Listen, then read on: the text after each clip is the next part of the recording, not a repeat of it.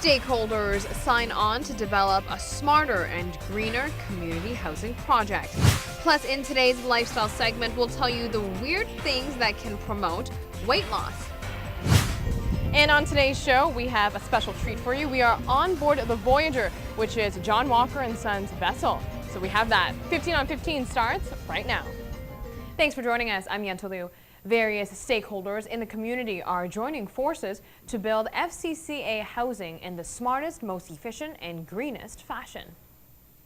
The new Smart Community Aruba Living project is a collaboration between the government, FCCA, TNO, SATAR, Elmar, Utilities, Envey, and Webb. The signing between all parties involved took place Friday. Prime Minister Mike Amon says the goal is to transform the ordinary living lifestyle of the people on the island to head towards a clever and greener way to consume energy. This project is very important because what we're really going to experiment with is new ways in building houses and also in new ways in sustaining houses, and to be very efficient with the use of electricity, water, a lot of recycling, a lot of demand-side technology.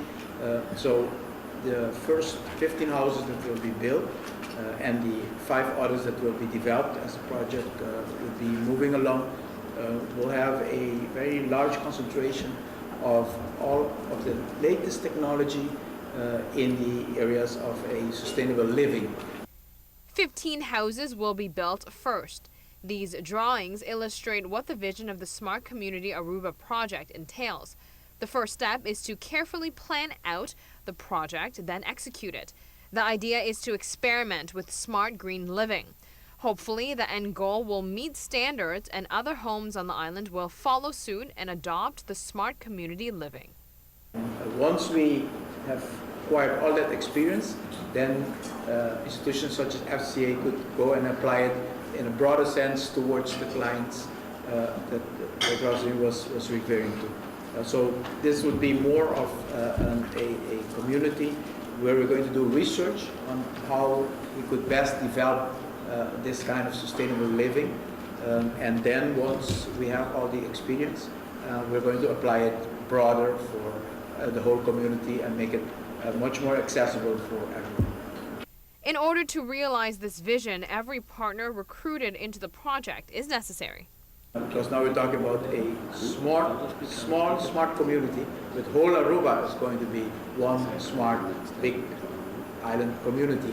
And we will be applying the know-how and the expertise of all these important institutions, such as utilities, Webb, Elmar, SATA, FCCA, naturally TNO, in how to achieve this very ambitious goal. And in other local news, the Children's Parade in St. Nicholas took place on Sunday. The roads were filled with vibrant colors, energy, and of course, adorable little kids. The Children's Parade in St. Nicholas drew large crowds to the area. There were 6 carnival groups in total. The Don Flip Carnival Group opened the parade with 400 participants, since they were accompanied by Shiki, the children's carnival queen. Baby Champagne followed behind with the theme World Disney Magic. 300 kids were dolled up in Disney-related costumes. Right after Baby Champagne were Jolly Whiz Kids, shining bright like diamonds. 250 participants jumped to Claudius and Oreo's music. Little Groovers closed the parade with 250 participants. The theme of Little Groovers was Just Dos Luna Ding Vida di Mucha na Aruba, meaning the 12 months in a kid's life in Aruba. Speaking of carnival, everyone is getting ready and preparing, whether it is to jump in the carnival or to watch on the sides. For the next few days, tents on LG Smith Boulevard will be put up, so drivers beware. Men are at work on the carnival roads putting up colorful tents for people to sit or stand under during the parades. It will require 4 days to finish 116 tents in total. Drivers' patience are asked since parts of the road will be closed down on LG Smith Boulevard in order to work on the tents. In Vondelon, trailers have begun to be placed. Authorities believe the tents are working out so well that they are evaluating whether to do the same in Vondelon also. And on that note, we will be right back. Stay with us.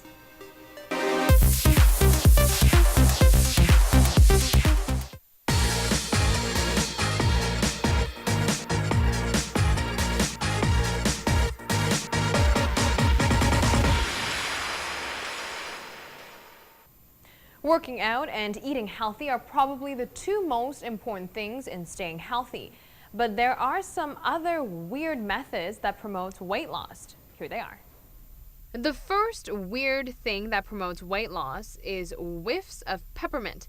Doing this on the regular may help lower hunger levels and calorie intake. Paying with cold hard cash instead of credit cards may help you pick out healthier foods. Next is the state of your desk. Spending time in a tidy workspace versus a messy one impacts weight loss as well. Apparently, you will be more likely to choose a healthy snack if your desk is tidy. Chocolate is part of this list also. Eating the sweet stuff is associated with lower levels of abdominal fat. Speaking of your health, we've got it down to the hour and minute of the day that you are most likely to blow your diet.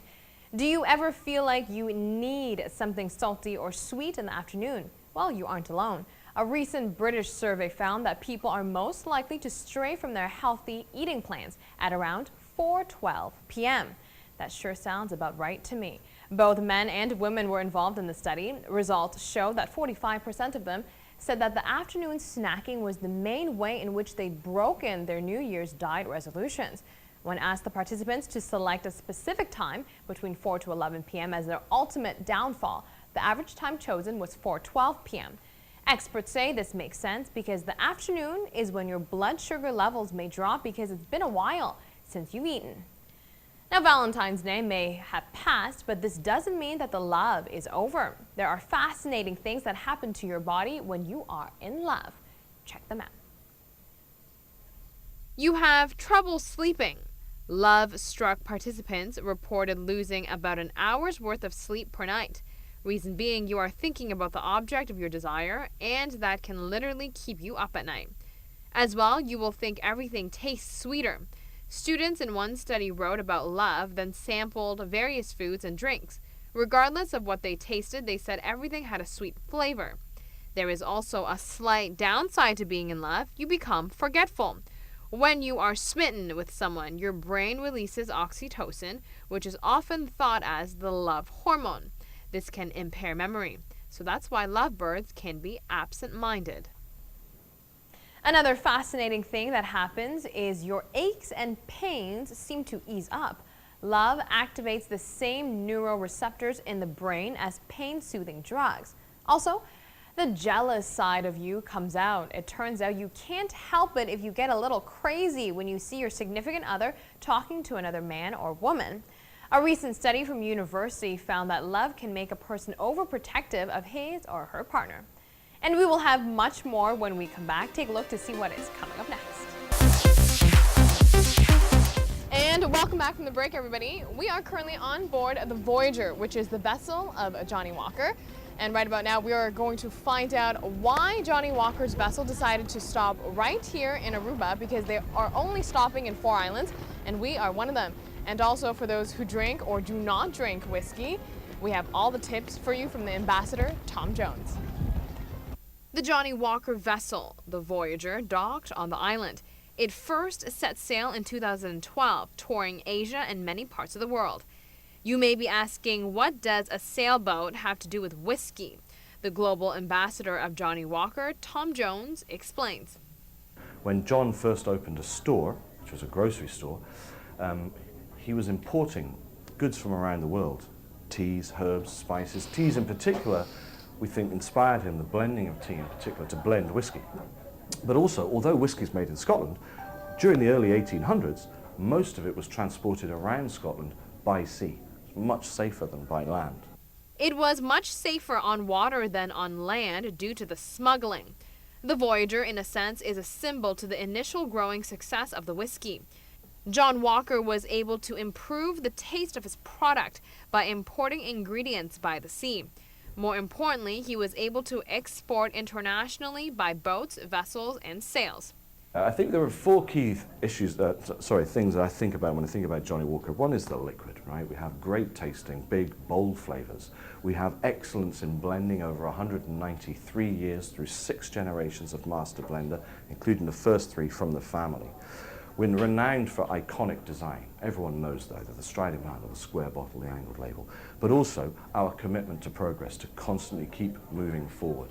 And I think this, our Voyager, actually brings all of those together, all of those things, and celebrates them in many different ways.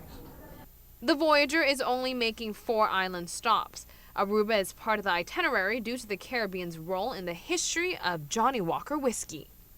Well, I mean, it's an important part of the region for us.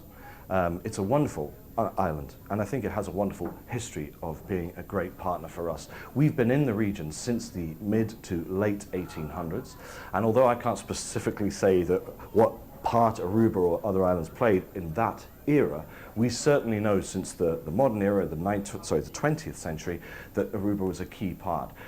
But it would be difficult to imagine that if we, for example, knew our whiskies were in the mainland of America by the 1880s, we know they were in this region, and we know that Aruba has been significant throughout that era. So it was very important to us to come here. There you have it. The press members over the weekend were able to learn a lot more about John Walker and Sons right here on the vessel itself, since we were the second stop on their route. And that is our show for today. Thank you so much for joining us. Signing off right here on board, I'm Yan Touliu, and be sure to tune back in tomorrow night at 7:15 p.m. right here on Channel 15 ATV.